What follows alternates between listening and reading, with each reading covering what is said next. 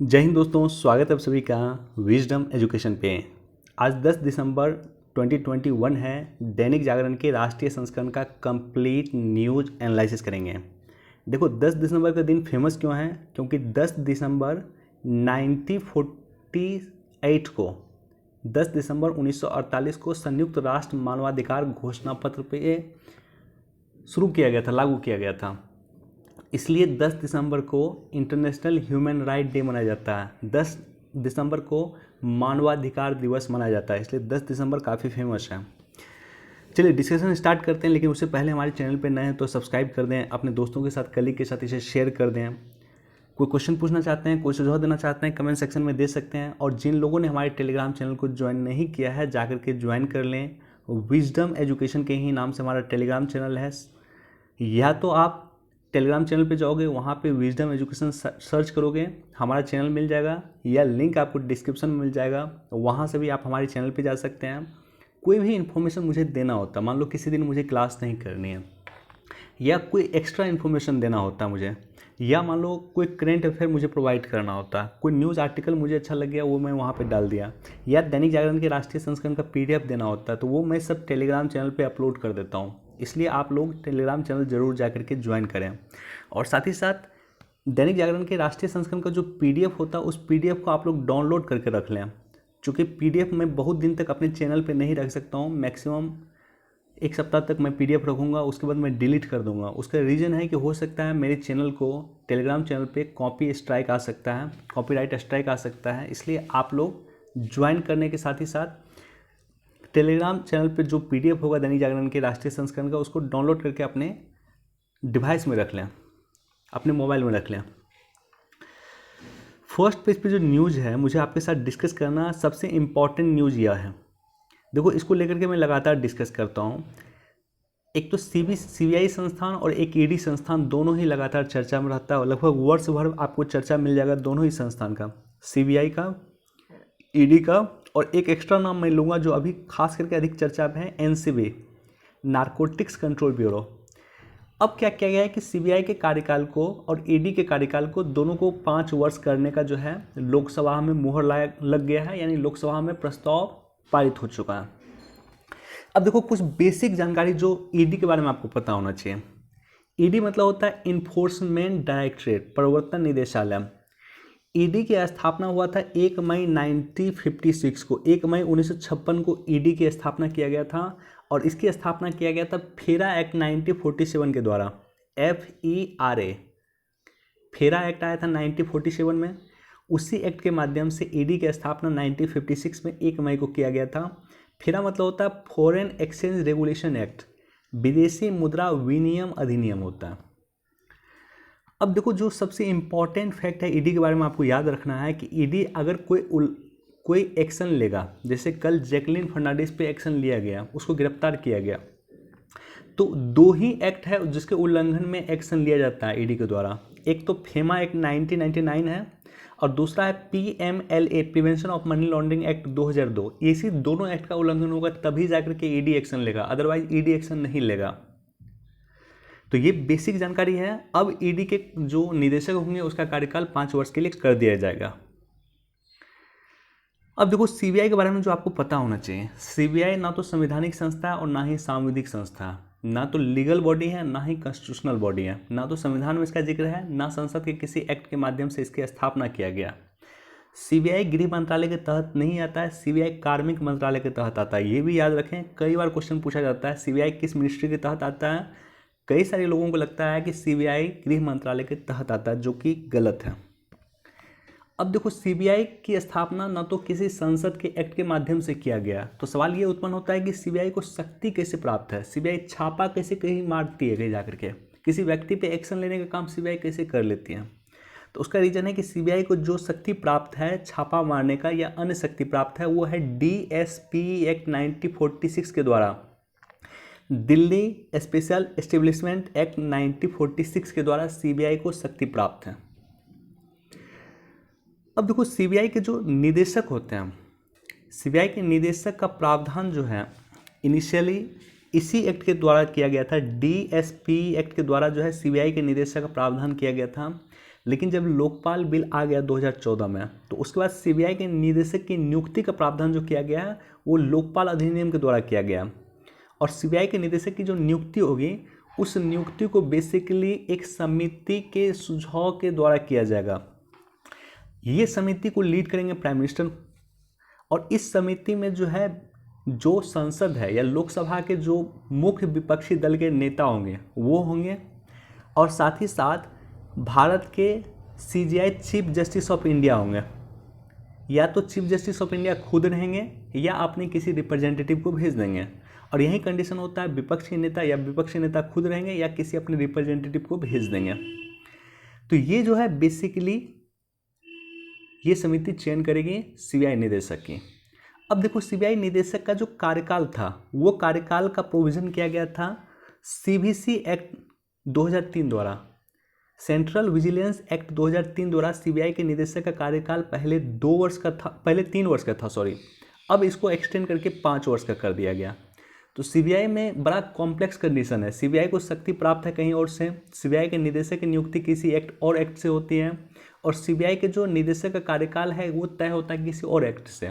इसलिए सीबीआई का काफ़ी कॉम्प्लेक्स कंडीशन है। इसलिए सीबीआई के रिफॉर्म्स की मांग की जाती है, तो कहा जाता है कि सीबीआई के लिए एक अलग से कानून सरकार को लानी चाहिए। तो उम्मीद करता हूँ बेसिक चीज़ें आपको समझ में आई होगी। अब क्या किया गया है यहाँ इस न्यूज़ के द्वारा, लोकसभा में प्रस्ताव ला करके ईडी और सीबीआई के निदेशक का कार्यकाल जो है 5 वर्ष करने का प्रोविजन किया गया। अब देखो, ये न्यूज़ में इंपॉर्टेंट है, इसको एक बार आप लोग देख सकते हैं, बस जानकारी होना चाहिए। 378 दिन के बाद किसान का आंदोलन समाप्त हो गया।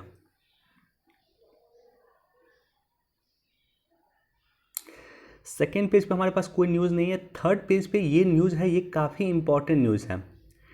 देखो, प्राइम मिनिस्टर मोदी को जो है कल इनवाइट किया गया था। जैसा कि आपको पता है कि एक पहला समिट हो रहा है, और ये डिप्लोमेटिक तौर पे और विश्व लेवल पे ये काफ़ी इंपॉर्टेंट समिट हो रहा है। ये लोकतंत्र समिट हो रहा है। अमेरिका जो है अफगानिस्तान से जिस तरह से बाहर निकला, अफगानिस्तान से अमेरिका की जिस तरह से एग्जिट हुए, उसके बाद वैश्विक स्तर पे अमेरिका की प्रतिष्ठा काफ़ी डाउन जा रही थी, नीचे जा रही थी। कोरोना महामारी को टैकल नहीं करने के कंडीशन में भी अमेरिका की प्रतिष्ठा जो है प्रतिष्ठा नीचे जा रही है, राइट। विश्व में अमेरिका का मान घट रहा है। तो इसको लेकर के और साथ ही साथ चीन को इनकाउंटर करने के लिए अमेरिका ने एक समिट का आयोजन किया गया, जिसे लोकतंत्र समिट कहते हैं, जिसमें विश्व के लोकतांत्रिक देशों को पार्टिसिपेट करने के लिए बुलाया गया। 110 से अधिक लोकतांत्रिक देशों को बुलाया गया। निश्चित तौर पे ये चाइना को इनकाउंटर करने के लिए एक तो रीजन है ही, क्योंकि चाइना लोकतंत्र नहीं है, इसलिए चाइना को इन्वाइट नहीं किया गया, रूस को भी इन्वाइट नहीं किया गया। तो अमेरिका अपनी जो खो रही प्रतिष्ठा है उसको वापस करने के लिए समिट का आयोजन किया गया है, और इसमें प्राइम मिनिस्टर मोदी को भी इन्वाइट किया गया था। मोदी जी जो है आज बोलने वाले हैं, आज उनका लेक्चर होने वाला है, आज वो अपना वक्तव्य देंगे। तो उसी के संबंध में ये न्यूज़ है, इसको पढ़ लेना आप लोग। और साथ ही साथ आज प्राइम मिनिस्टर मोदी का लोकतंत्र समिट में क्या स्टेटमेंट होता है उसको हम लोग डिकोड करने का प्रयास करेंगे।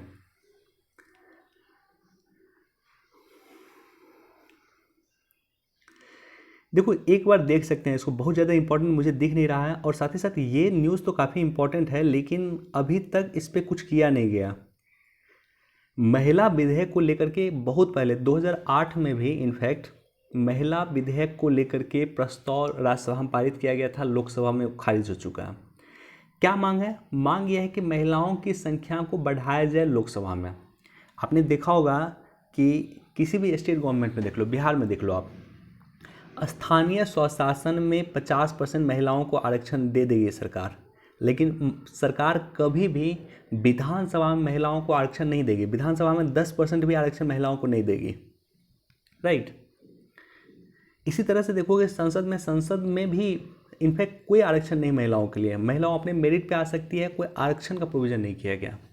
तो महिलाओं की लगातार मांग है कि कम से कम एक पर्टिकुलर फिक्स कीजिए कि 20% महिलाएं जो है आएंगी आरक्षण के द्वारा, बाकी अपने मेरिट पे आएगी। तो इस तरह का बिल जो है पहले भी पेश किया जा चुका है, पहले भी खारिज हो चुका है, और राज्य सरकार भी इस पे उदासीन दिखती है। सिर्फ महिला सशक्तिकरण का बात जो है नीचे लेवल के लिए सही बुझाता है उन लोगों को, यानी पंचायत लेवल के लिए महिला सशक्तिकरण उनके लिए सही है, लेकिन केंद्र स्तर पे, विधानसभा के स्तर पे और लोकसभा के स्तर पे, राज्यसभा के स्तर पे ये चीज़ें दिखती नहीं, प्रतीत होती है। देखो ये बहुत ब्रॉड टॉपिक है, इस पर कभी डिटेल्स में डिस्कस कर दूंगा, लेकिन ये जानकारी आपको होना चाहिए। ये इशू क्या है?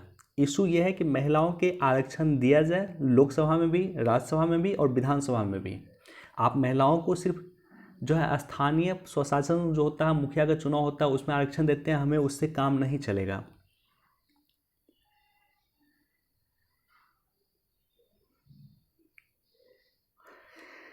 सीडीएस की दौड़ में जनरल नरवाने आ गए। देखो सीडीएस के बारे में मैंने डिस्कस किया था, आपको बोला था कि सीडीएस जो होते हैं वो तीनों ही सेना जो होते हैं, थल सेना प्रमुख हो गया, ये जो हमारे जनरल नरवाने हैं ये थल सेना प्रमुख हो गया, यानी आर्मी हेड हो गया ये।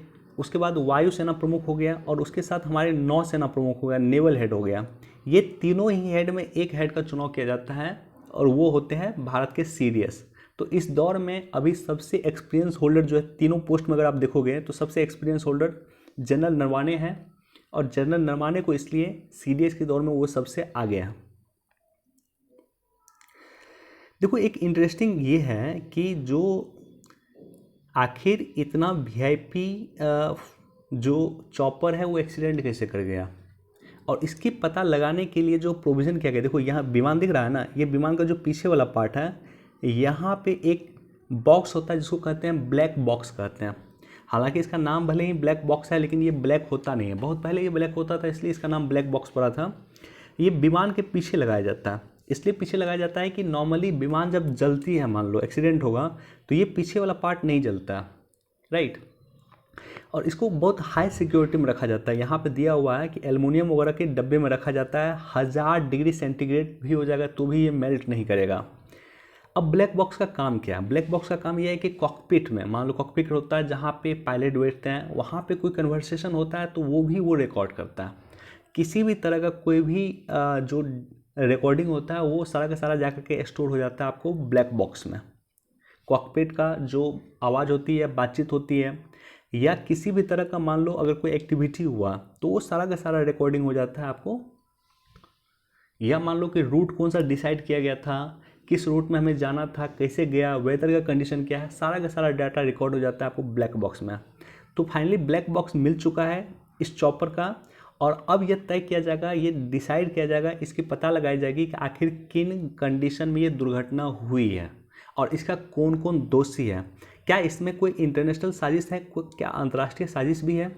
क्योंकि मैं एक बार फिर से रिपीट करता हूँ कि हमारे देश में बहुत सारे ऐसे दुर्घटना हुए हैं, एक्सीडेंट दुर्घटना हुए हैं, जिसमें कहीं ना कहीं अंतर्राष्ट्रीय साजिश रही है।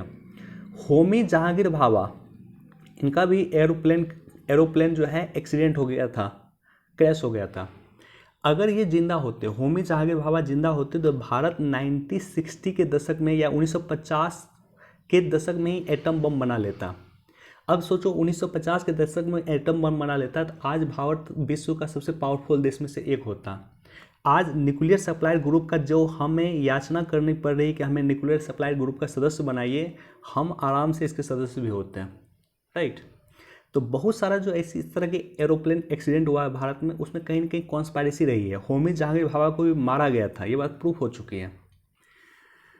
तो इसलिए क्या इस एक्सीडेंट में क्या कोई इंटरनेशनल कॉन्स्पायरेसी है, तो उसका भी जांच अब किया जाएगा।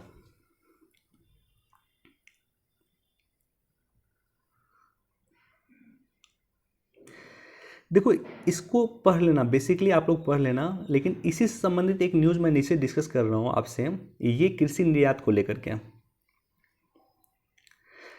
देखो न्यूज़ क्या है कि कृषि निर्यात को सरकार बढ़ावा दे रही है निश्चित तौर पे, और इसके लिए सरकार जो है 13 देशों में सेल बनाएगी। और साथ ही साथ यह एपीटा की चर्चा है, तो मैं आपके साथ एपीटा की भी चर्चा करूंगा। सबसे पहले तो ये जानो कि कृषि निर्यात जरूरी क्यों है बढ़ाना। कृषि निर्यात बढ़ाना इसलिए ज़रूरी है कि हमें किसानों की आय को दोगुना करना। 2016 में सरकार ने एक समिति बनाई थी, जिस समिति का नाम था अशोक दलवई समिति। अशोक दलवई समिति। अशोक दलवई समिति के रिकमेंडेशन के आधार पे 2022 तक किसानों की आय को दोगुना करने का टारगेट फिक्स किया गया था, राइट। अब 2022 तक किसानों की आय को दोगुना करना है, इसके लिए एक और अधिनियम आया था जिसे बोला गया कृषि निर्यात नीति। 2018 में आया। 2018 में कृषि निर्यात नीति आया और इसका टारगेट फिक्स किया गया कि 2022 तक हमें कृषि निर्यात को $60 बिलियन करना है, $60 बिलियन से अधिक करना है। इसलिए 2018 में कृषि निर्यात नीति सरकार के द्वारा लाया गया। कृषि निर्यात नीति के तहत चाय, कॉफ़ी, चावल जैसे कृषि उत्पादों को बढ़ावा देने के साथ साथ वैश्विक कृषि व्यापार में देश की भागीदारी सुनिश्चित किया जा रहा है। लगभग 14,000 करोड़ रुपए का 1400 करोड़ रुपए का इन्वेस्टमेंट किया गया था कृषि निर्यात नीति के तहत कृषि निर्यात को बढ़ाने के लिए। अब देखो यहाँ पे रिसेंट क्या एक्टिविटी किया गया। सबसे पहले तो बागवानी पे जोर दिया जा रहा, बागवानी पे भी जोर दिया जा रहा।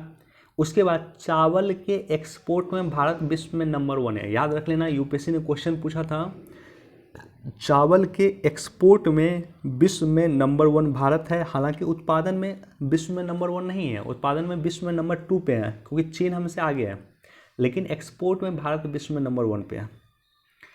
अब देखो 13 देशों में, आज का जो न्यूज़ है ये न्यूज़ है कि 13 देशों में कृषि निर्यात के लिए अलग से सेल बनाया जा रहा है। वहाँ के जो दूतावास हैं वहाँ पे एक अलग से सेल बनाया जा रहा है ताकि हम निर्यात को प्रोत्साहित कर सकें। अब इस संस्थान के बारे में देखते हैं। एपीडा का फुल फॉर्म है the agriculture and processed food product export and development authority. Processed food के लिए एपीडा बेसिकली काम करती है, एग्रीकल्चर प्रोडक्ट के लिए और प्रोसेस्ड फूड के लिए। ये मिनिस्ट्री ऑफ कॉमर्स के तहत आती है। इसकी स्थापना किया गया था agriculture and processed food product export development authority act जो 1985 में हुआ था। 1985 में इसकी स्थापना किया गया था, एपीडा एक्ट के माध्यम से ही किया गया था। मिनिस्ट्री ऑफ कॉमर्स के तहत आता है, अगेन याद रख लेना, एपीडा मिनिस्ट्री ऑफ एग्रीकल्चर के तहत नहीं आता, मिनिस्ट्री ऑफ कॉमर्स के तहत आता है। क्यों? क्योंकि ये व्यापार को प्रोत्साहित करता है। और इसका महत्वपूर्ण कार्य क्या है कि बहुत सारे जो फल के उत्पाद हो गए, मांस हो गया, जितने भी उत्पाद हो गए, एग्रीकल्चर प्रोडक्ट हो गए, उसकी एक्सपोर्ट को करने का काम या बढ़ावा देने का काम, निर्यात को प्रोत्साहित करने का काम बेसिकली एपीडा करती है। 1985 में इसकी स्थापना हुआ था। एक सांविधिक निकाय है। इसको भी एक बार आप लोग पढ़ लेना वन टाइम के लिए। आज का एडिटोरियल मुझे इंपॉर्टेंट दिख नहीं रहा, एक बार पढ़ना चाहते तो वन टाइम के लिए आपके पास समय है तो पढ़ सकते हैं। इसको भी आप लोग वन टाइम के लिए पढ़ सकते हैं, इंपॉर्टेंट नहीं है लेकिन वन टाइम के लिए पढ़ सकते हैं।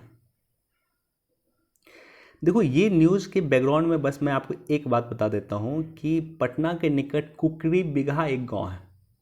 कुकरी बिगहा इंडिया का फर्स्ट न्यूट्रिशन विलेज बनने का गौरव प्राप्त हुआ है। कुकरी बिगहा, कुकरी बिगहा, ये पटना के निकट ही एक गांव है। वनडे एग्जाम वगैरह में पूछा जा सकता है आपसे। आज से जो है अनारक्षित ट्रेन भी चलेगी, यानी आपको रिजर्वेशन की जरूरत नहीं है अब। देखो इसको जरूर आप लोग पढ़ें, ये मैं आपको लगातार बोलता हूँ दैनिक जागरण न्यूज़ एनालिसिस में कि जागरण विशेष में जो न्यूज़ देता है कुछ नया न्यूज़, कुछ हट के आपको न्यूज़ मिल जाएगा। तो एक तरह का जेल बनाया गया है जो फूड पॉइजन से बचाएगा, राइट। WHO का कहना है कि डेल्टा से कम खतरनाक है ओमिक्रॉन।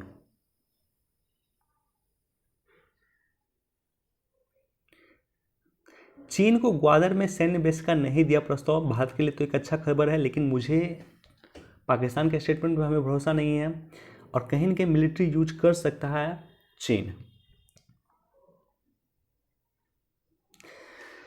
चलिए इतना ही न्यूज़ था। वीडियो देखने के लिए आप सभी का धन्यवाद, thank you so much. Please do like, अपने दोस्तों के साथ, कलीग के साथ, व्हाट्सएप ग्रुप में, टेलीग्राम ग्रुप में जो है ज़रूर इसे शेयर कर दें।